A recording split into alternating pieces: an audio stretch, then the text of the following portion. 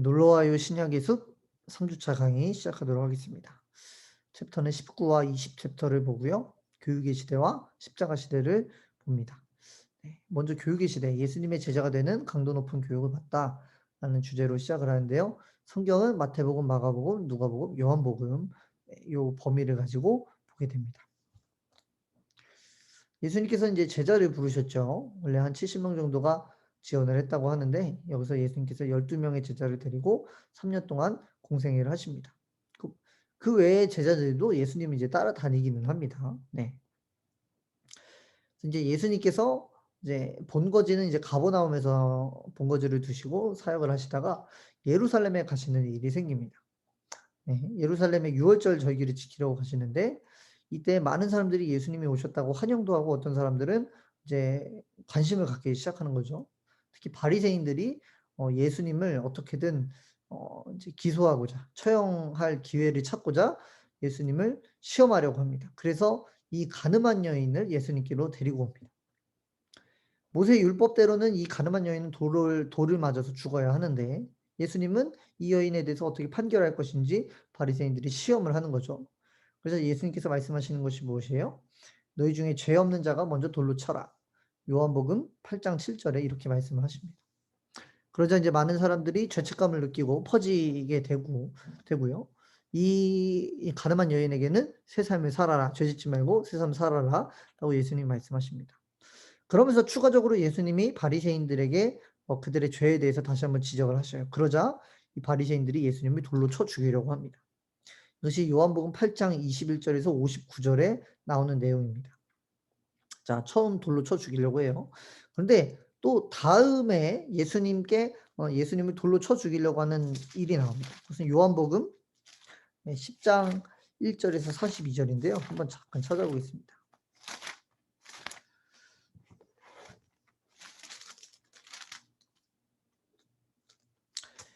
요한복음 10장 1절에서 42절. 네. 양의 문에 대해서 예수님께서 말씀하시고 또 예수님께서 나는 선한 목자다라고 말씀하시기도 합니다. 네. 또 양들은 예수님의 이제 양은 목자의 음성을 따른다라고 하는데 너희들이 따르지 않는 것은 뭐라는 거예요? 내 양이 아니기 때문에 따르지 않는다라고 하시는 거예요. 요한복음에 이렇게 말씀하셔요. 그러자 소제목에서도 22절 소제목에 유대인들이 예수를 돌로 치려 하다라고 나오는데요. 예수님께서 다시 한번 예수님을 돌로 치려고 합니다. 네.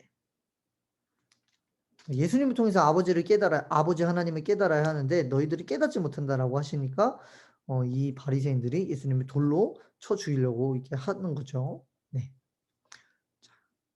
근데 이렇게 돌과 돌 사이에 일어날 일들이 있었다라는 거예요. 이 돌로 쳐 죽이려고 했던 두 번의 이제 사건 사이에 많은 일들이 있었다고 합니다. 그 일들이라는 것은 예수님께서 이제 제자들을 가르치셨던 내용들인 것입니다. 아까 선한 목자라고 본인을 말씀하시기도 하고 또 70명의 제자들을 유대 전역에 파송하여서 말씀을 선포하며 병을 고치도록 하시기도 합니다. 누가복음 10장 1절에서 24절에 그렇게 나와요. 그리고 예수님은 선한 사마리아인의 비유도 나타내셔요. 누가복음 10장 25절에서 37절. 네. 그래서 여러 가지 또 비유를 나타내시는데 오늘 여기 나오는 PPT에 나오는 말씀 누가복음 12장 15절에서 21절, 누가복음 12장 35절에서 48절, 누가복음 13장 10절에서 17절에 이제 비유를 나타내십니다. 먼저 어리석은 부자의 비유를 보면 곡간을 더 크게 지었는데 다음 날에 죽게 되는 이 부자가 나옵니다. 무엇이 중요한지, 생명이 중요한지, 그 영혼이 중요한지에 대해서 가르치십니다. 자, 두 번째는 주인을 기다리는 종의 비유. 종에게 맡겨진 것은 무엇이다? 바로 지혜와 충성이다라는 것을 가르치셔요. 그리고 안식일 논쟁의 비유를 하십니다. 네. 안식일에 병 고치는 것, 귀신을 쫓아내는 것이 옳으냐, 아니면 안식일을 지켜서 그것을 하지 않는 것이 옳으냐. 유대 종교 지도자들이 예수님을 돌로 치려고 합니다. 네. 그렇지만 어떻게 해요? 예수님께서는 그들에게 그냥 돌을 맞고 있으신 것이 아니라 말씀하시는 것은 뭐예요? 이들에게 노임을 주는 것이 중요하다라는 것이죠. 네. 22절에서 39절 말씀에 나와요. 22절. 네.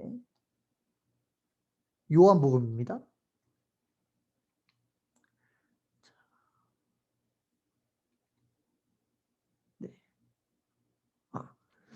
요 내용과 시기가 맞물리는 거예요.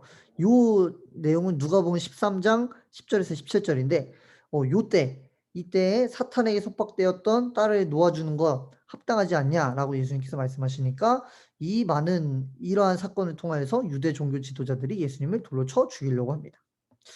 자, 이렇게 돌과 돌 사이에 일어난 일들이 있었어요. 자, 이 일들이 있은 후에 예수님은 또 이동을 하시는데 바로 이제 베레아로 이동을 하십니다. 그리고 예수님께서 예루살렘에 이제 호산나라고 외침을 받으면서 이제 들어가시기 전에 입성하시기 전까지 그 3개월 반 동안 제자들을 가르치는 일에 전념을 하십니다. 네. 3개월 반 동안 예수님이 그 이제 예루살렘에 입성하기 전까지, 그러니까 돌을 맞기 전에 그러니까 돌이죠. 돌을 두 번째에 맞을 뻔합니다. 근데 예수님이 베레아로 도망을 가셔요. 베레아에서 이제 사역을 같이 하시다가 어떻게 해요? 베레아 쪽에서 사역을 하시다가 예루살렘에 나중에 이제 십자가 사역을 감당하시기 위해서 가시잖아요. 그 전에 이제 그 3개월 반 정도를 제자들을 이제 가르치시는 거에 굉장히 집중을 하신다라는 것입니다. 누가복음 14장 1절에서 4절에 수종병 환자를 치유하셨다라는 그 사실 외에는 예수님께서는 다른 기적은 일으키지 않으시고 제자들을 가르치시는 것만 굉장히 이제 집중을 하시게 됩니다. 네. 네, 여기서 이제 같이 제가 이제 말씀을 읽어드릴게요. 자, 범위는 어디냐면요. 누가복음 13장부터 네, 누가복음 17장 사이에 굉장히 예수님께서 많은 이제 말씀을 하십니다. 원래 교육 시대의 범위는 누가복음 10장 1절에서 19장 28절까지인데요. 요 부분 예수님께서 그 베레아에서 이제 예루살렘으로 입성하시기 전까지의 그 기간 동안에 예수님께서는 여러 가지의 말씀을 통하여서 이 제자들을 가르치십니다. 누가복음 13장 22절에서 35절에서는 이제 좁은 문에 대해서 말씀을 하셔요. 네. 그 좁은 문을 걸어가기 위한 그 이제 마음가짐이 되어야 되는 이제 제자들에 대해서 말씀하십니다. 그 누가복음 14장 25절에서 35절. 예수님을 따를 때는 대가가 있다. 결단해야 된다. 가족과 친척을 모두 떠날 수도 있다라는 내용을 이제 말씀을 하십니다.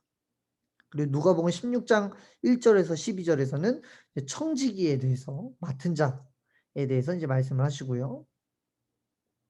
또 누가복음 16장 19절에서 31절, 네, 나사로와 이제 부자의 비유, 거지 나사로와 부자에 대한 비유를 또 말씀하시면서 신실한 자들에게 돌아가는 보상이 있다라고 분명히 말씀을 하십니다. 그리고 예수님께서 누가복음 17장 7절에서 10절, 그래서 이제 믿음과 용서 또 종이 해야 할 일에 대해서 이제 가르치십니다. 네. 그 사이에 예수님께서 이러한 말씀을 가지고 가르치셨다. 성경을 보시면서 하나하나 이제 보시면 좋을 것 같아요. 그 이제 툼이라 그래가지고 이제 무덤이 나옵니다. 무덤. 이 무덤 사건은 예수님이 순환을 당하시기 일주일 전에 베다니에서 급한 전갈이 오게 되죠. 바로 나사로가 죽었다는 전갈이었습니다. 네. 요 전갈을 받고 예수님께서 나사로를 살리신 그 사건이 바로 이 무덤에 대한 네, 이제 내용입니다. 이제 요한복음 11장의 내용이 나오는데요. 자, 예수님께서 이 나사로를 살리시면서 여러 가지를 말씀하시죠. 부활에 대해서, 죽음 이후에 있을 부활에 대해서 예수님께서 말씀을 하시고 예수님이 이 사건을 통하여서 그 주변에 사람들이 어떤 사람들이 있는가에 대해서도 또 이제 보여주십니다. 어떤 사람들이 있었냐면 예수님이 잘 믿던 사람이 있었고 예수님을 더욱더 반대하는 사람들이 있었어요. 그래서 뭐 예수님이 보여주시려고 했다기보다도 네, 예수님을 믿는 사람들은 구원을 얻는 것이고 그 반대자들은 어떻게 되는 것입니까? 그들에게는 구원이 없음을 이제 보게 되는 것. 네, 이 사건을 통하여서 우리는 어느 곳에 이제 서야 될 것인가 또 생각을 해볼 수 있는 그런 이제 내용들을 나사로의 사건을 통해서 말씀을 하십니다. 요한복음 11장의 내용이에요. 죽은 나사로를 살리시다라는 제목을 가지고 나와요.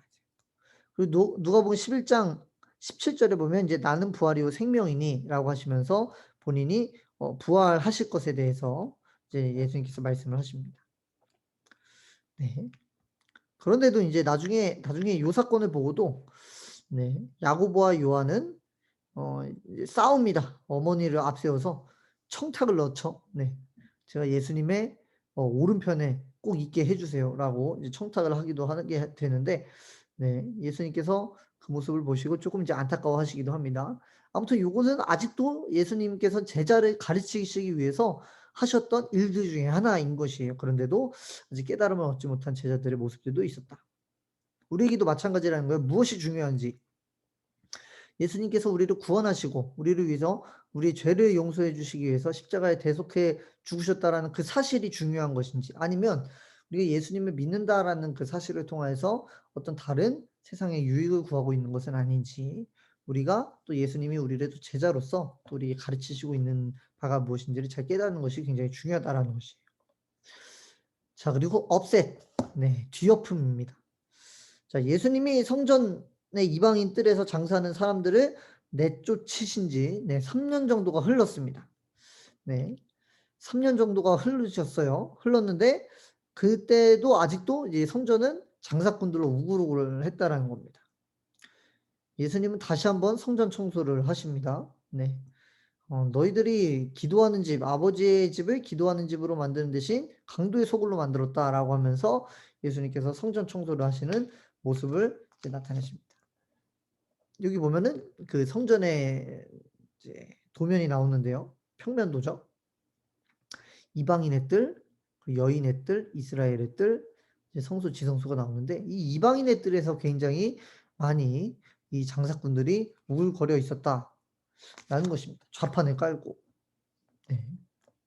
그렇게 해서 예수님께서 이들을 이제 뒤엎으시는 것을 통해서 또 얼마나 이 성전된 우리가 또 정리되어야 될 것인가에 대해서 우리가 더욱더 하나님 앞에 얼마나 정결한 사람들로서 서 있어야 하는 것에 대해서 또 이제 주님께서 우리를 가르치셨다라는 것을 볼 수가 있습니다. 자, 이러한 일들, 여러 가지의 일들에 예수님께서는 끝없이 도전하셨고 끝없이 일을 행하셨어요. 권세에 끊임없이 도전을 하셨습니다. 네. 유대진, 네, 그 악한 권세들이죠. 악한 권세들에게 계속해서 예수님께서는 가르치심을 주셨다라는 것입니다. 그런데도 불구하고 이들은 계속해서 함정을 파놓고, 유대인들, 이 바리새인들은 함정을 파놓고 예수님은 거기에 빠지기만을 이제 바라고 있었다라는 것입니다. 예수님은 아랑곳하지 않으시고 계속해서 여러 가지를 가르치십니다. 무엇을 또 가르치시냐면 두 아들의 비유에 대해서 가르치셔요. 이 내용은 아니에요. 네. 마태복음 21장 28절에서 32절. 네, 두 아들의 비유인데요. 첫째 아들은 한다고 했다가 안 하고, 둘째 아들은 뭐예요? 안 한다고 했다가 하게 됩니다. 네. 이러한 것처럼 어떤 외양보다는 하나님의 뜻을 실행하는 것이 중요하다라는 것을 이제 비유를 가르치셨고, 또 악한 농부의 비유, 마태복음 21장 33절에서 46절. 네, 악한 농부들이 포도원 주인이 보낸 주인의 아들을 살해하면서 이제 그렇게 이제 포도원에 대해서 쫓겨나게 되죠. 예수님을 거부하게 되면 나중에 하나님께도 거부를 당할 수 있다라는 것에 대해서 말씀하십니다. 혼인잔치의 비유, 네, 잔치에 초대를 받게 되는데 우리가 예복을 준비해야 된다라는 것, 네, 그리고 초대에 응해야 된다는 것. 죄인은 그 이제 하나님의 초대에 응해야 된다. 응하고 우리가 무엇을 입어야 된다는 거예요? 예수 그리스도의 은혜를 분명히 그 값없는 구원의 약속을 증표를 우리가 얻어야 된다.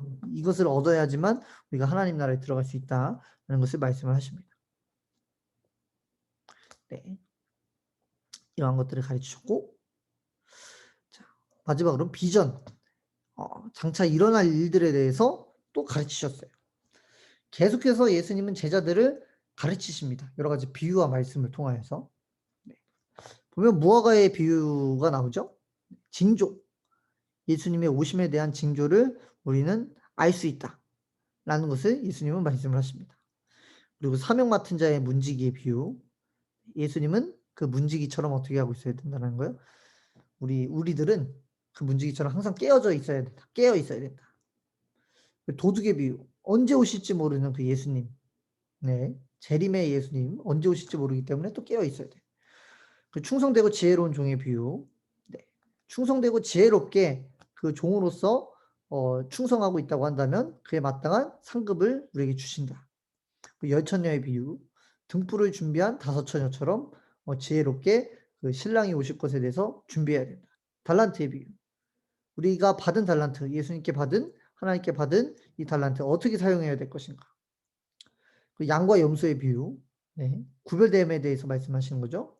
나눠지게 됨에 우리가 어떻게 되는 겁니까? 예수님을 잘 따르는 거듭난 사람으로서 행해야 되는 모습들이 우리에게 분명히 필요하다라고 예수님께서 교육하셨다라는 것입니다. 이게 교육의 시대에는 예수님께서 제자들에게 굉장히 교육을 강조하셨고 이 3개월, 6개월, 3개월의 기간 동안 집중적으로 가르치셨다라는 것이 중요한 것이에요. 네. 이제 다음 20페이지로 넘어가겠습니다.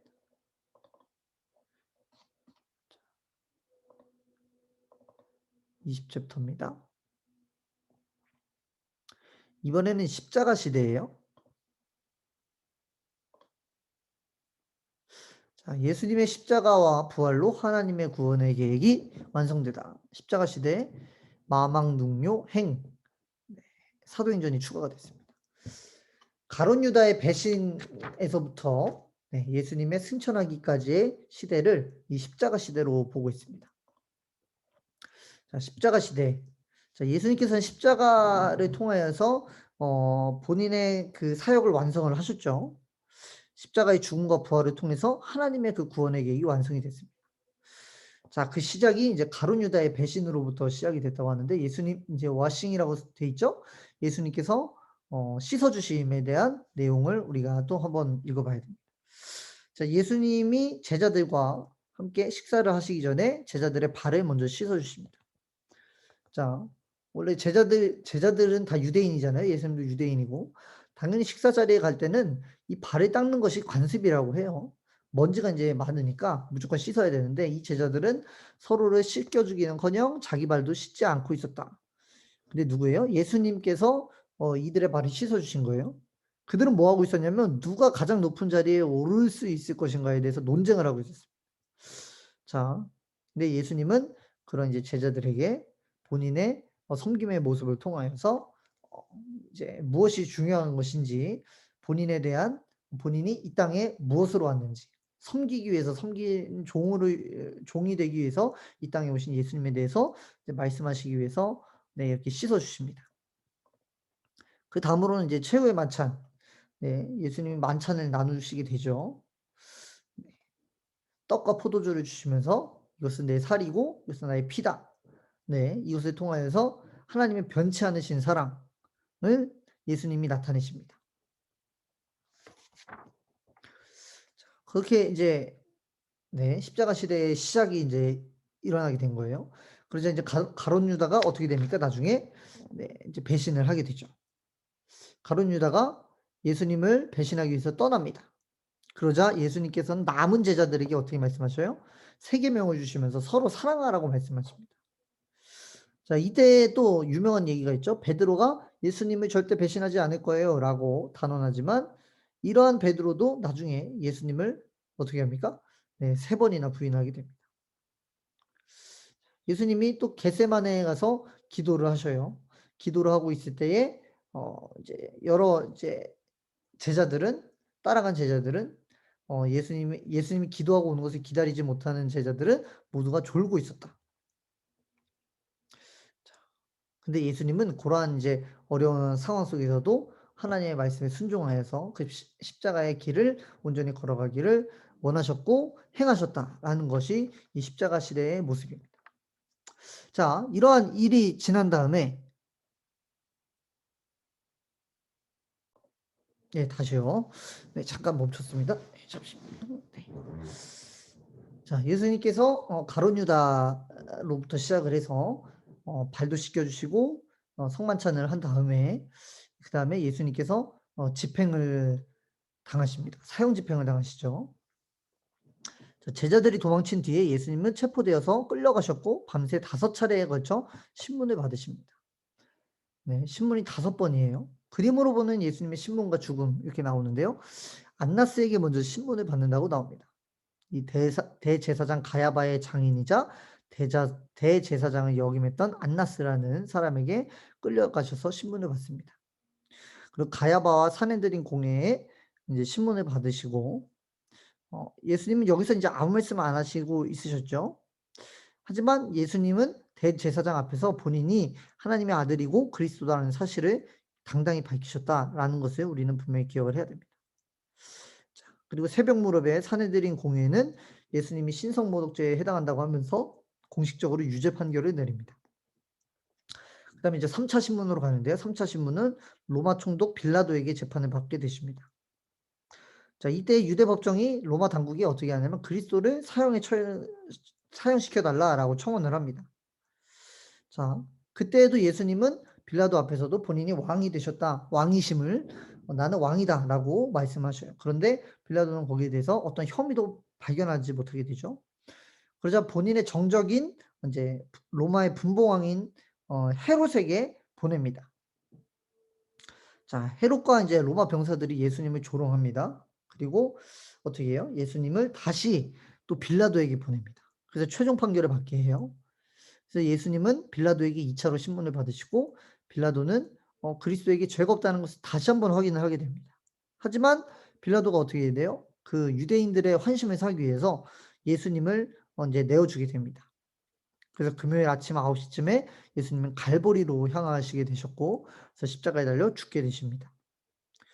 자, 예수님이 십자가에 매달려 있는 처음 3시간 동안은 주님의 머리 위에 있는 패가 예수님이 유대인의 왕이라는 것을 선포했고 십자가에 함께 달렸던 그 강도 두 사람 중에 한 사람이 예수님을 구조로 영접하는 일도 있었습니다. 누가복음 이제 23장 33절에서 43절의 이제 내용이에요. 그리고 다음 3시간 동안은 뭐예요? 짙은 어둠이 땅을 덮게 되고요. 이제 하나님의 아들이 세상 죄를 짊어지셨음을 이제 나타나게 됩니다. 네. 그러면서 예수님은 돌아가시게 되죠. 돌아가시자 어떻게 됩니까? 영혼이 떠나자 성소의 휘장이 찢어집니다. 둘로 갈라지면서 이제 누구든지 하나님께로 나아갈 수 있게 되었다라는 것을 이제 선포하게 됩니다. 동시에 지진이 나면서 바위들이 갈라졌고 터지고 이 광경을 봤던 그 로마 병사들이 어때요? 이는 진실로 하나님의 아들이었다라고 소리치기도 합니다. 자, 이 예수님의 죽음, 여러 가지 사건, 놀라운 일들, 이것은 다른 보통의 사람들과의 다른 죽음을 나타내고 있죠. 먼저 예수님은 자발적으로 죽으셨다라는 것입니다. 하나님의 아들이시고 죄가 없으신 예수님이셨는데 예수님은 그 죄값을 치르기 위해서 모든 인류의 죄값을 치르기 위해서 자발적으로 죽으셨다. 네. 자, 그리고 두 번째는 예수님의 죽음은 다른 사람들을 위한 대속의 죽음이었다. 자발적으로 죽으셨고 대속의 죽음으로 예수님은 죽으셨다라는 것입니다. 네. 이것을 통하여서 우리에게 구속의 선물을 하나님께서 주셨고 네. 우리는 이것을 믿음으로 선택할 때에 예수님을 믿습니다라고 우리가 믿음으로 선택할 때에 이 선물을 우리가 온전히 품고 구원 얻을 수 있는 하나님의 백성이 되어줄 수 있다라는 것을 우리가 알 수가 있습니다.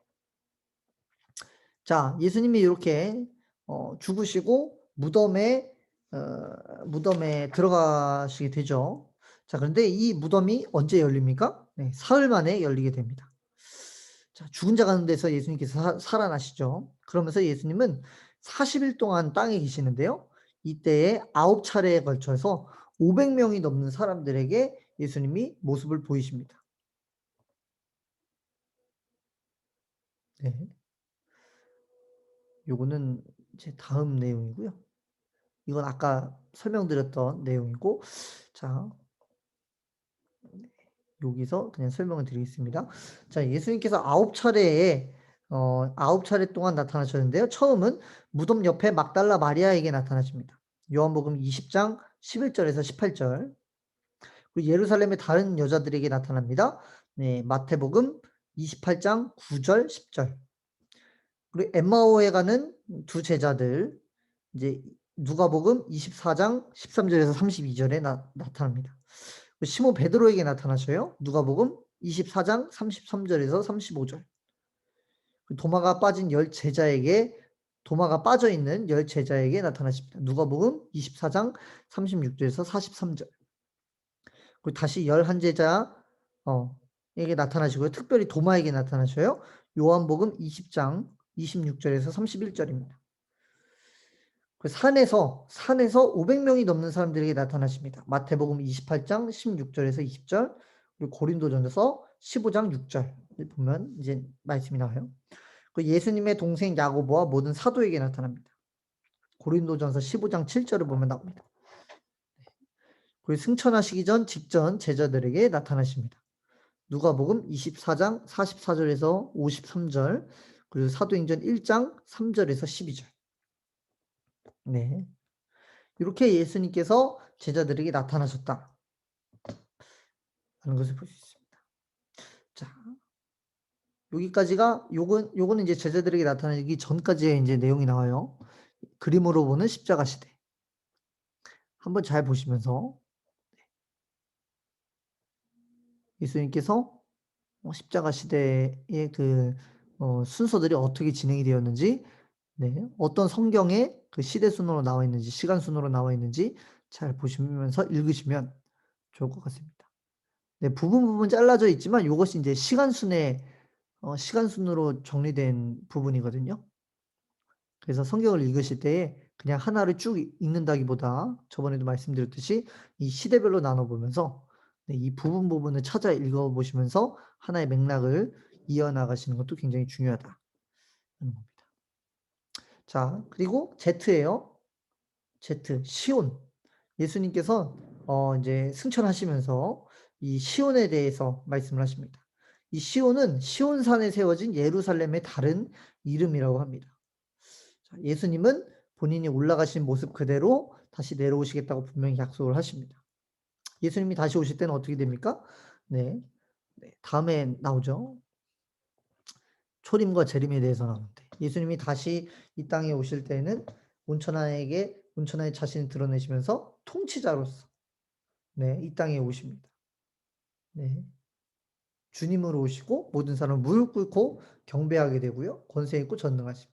초림과 재림을 이렇게 이제 비교하면서 보시면은 예수님이 처음에 오실 때는 굉장히 어떤 연약하고 네, 낮은 자로 오셨다고 한다면 이제 다시 오실 예수님은 권세 있는 하나님으로서 능력의 하나님으로서 이 땅에 다시 오신다라는 것. 그래서 예수님께서 승천하시기 전에 제자들에게 분명히 약속하시고 다시 오겠다라고 약속하시고 올라가셨다라는 것을 볼 수가 있는 것입니다. 네, 여기까지가 이제 십자가 시대입니다. 네, 교육 시대, 십자가 시대. 예수님께서 십자가에 달려 돌아가시기 6개월 전까지는 어떻게 해요? 네, 제자들을 굉장히 열심히 교육을 하셨고 무엇보다도 많은 비유와 말씀으로 교육을 하셨다는 것을 볼 수가 있어요.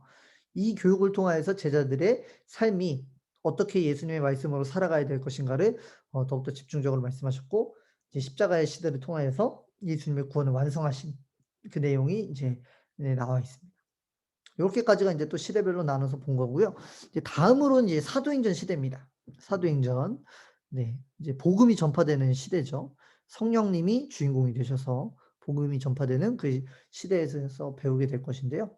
우리가 이제 지금까지 한번 이제 단락이 이제 넘어간다고 생각을 하시면 좋을 것 같아요. 이제 예수님 이 Z까지 우리가 시온까지 이게 보게 됐는데 이 알파벳 순으로 나열이 되었던 것도 한번 정리해 보시면서 이제 사복음서를 한번 딱 정리하시고 이제 다음번으로 이제 사도행전부터 시작되는 그것을 이제 먼저 읽어 보시면서 준비를 해 보시면 또 다음 강의도 조금 더 이제 수월하게 들으실 수 있지 않을까 생각이 듭니다. 네, 여기까지고요. 네, 다음 주 4주차 네, 4주차에 또 뵙도록 하겠습니다. 감사합니다.